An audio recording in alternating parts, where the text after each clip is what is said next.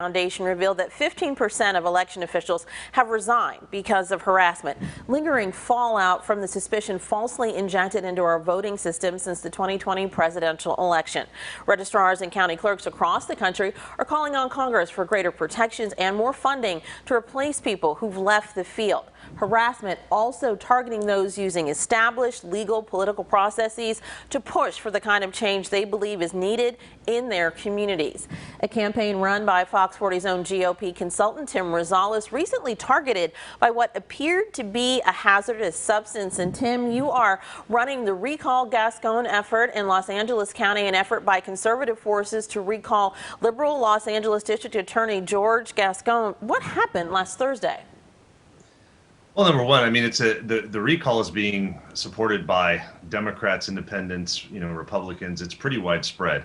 Very high level Democrats and others are participating in it. But let me tell you, last week we had a volunteer who was opening a piece of mail.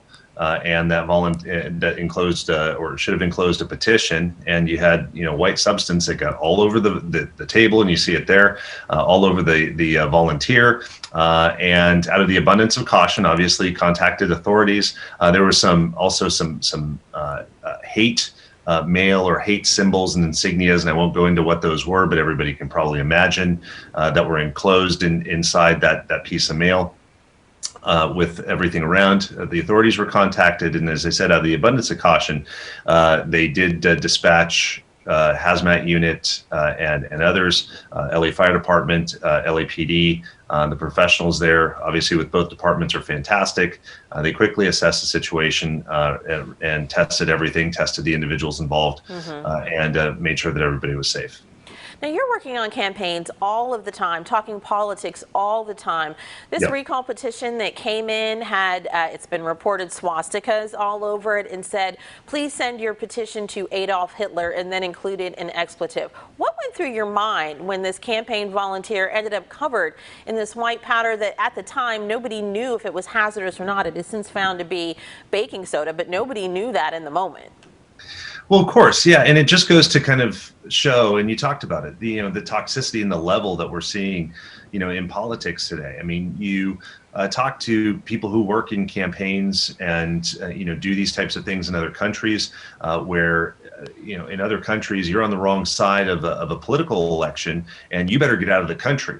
That's never been the history here in the United States, right? We all wake up, and the sun rises, and we live to fight another day and fight another election and battle with each other, battle in a civilized way with thoughts and ideas and words, but not with our fists, not with guns, not with substances. That's just not the American tradition and of free elections. It never really has been. I think that you have professionals like myself who do these kind of things for a living, run campaigns. We, on both sides of the aisle, we've seen this heightened level of toxicity, and it's not just coming from one side or the other. I see, we see it on both, and really as people, as people's emotions are so raw, and I don't know if it's because of how social media allows us to kind of hide behind screens and hide and do things from the comforts of our own home. We don't have to engage and talk to people anymore,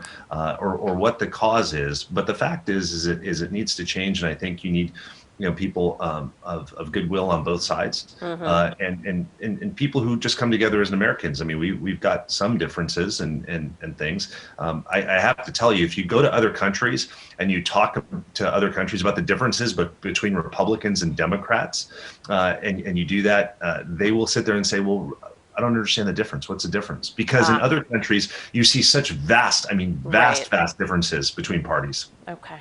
Up in our area, Chesa Boudin, San Francisco's district attorney, was named for recall on June 7th, slated for recall because of liberal policies. The campaign you're running right now, I know you mentioned it's a wide coalition, but generally it's thought that Los Angeles District Attorney George Gascon is being recalled or targeted for this because of many of the same reasons, claims that he's too soft on crime. Here in Sacramento County, with all the complaints about current DA Anne Marie Schubert and perhaps her more traditional, less progressive approach to the job, voters actually chose a replacement that currently works under her as opposed to a more progressive candidate from outside of the department.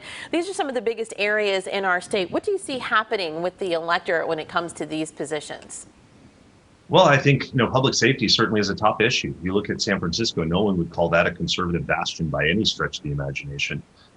Sacramento is a county that's very balanced, very moderate county.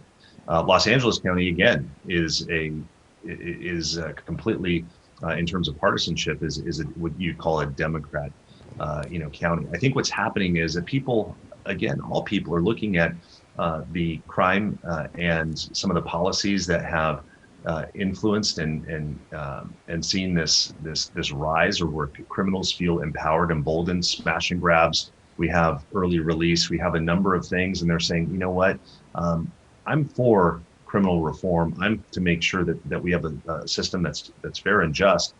But what we're seeing out of Chesa Boudin, what we're seeing out of George Gascon, what we're seeing out of some of the policies coming out of Sacramento really is a bridge too far and impacts our safety and the safety, as we, sit in our homes and exist in our neighborhoods and all of these types of things.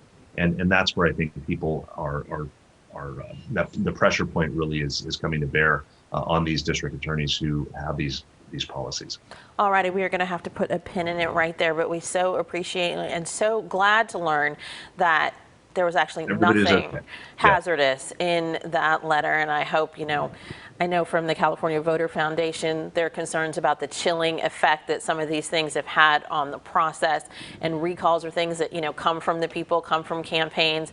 And a lot of people are very concerned about just kind of that backlash that you talked about that's happening from both sides, and things going to extremes that they never have before. And it just putting a chilling effect on the process, which allows everybody a chance to kind of get their voice out and exercise their rights. So we'll have to see where this goes. Thank you so much.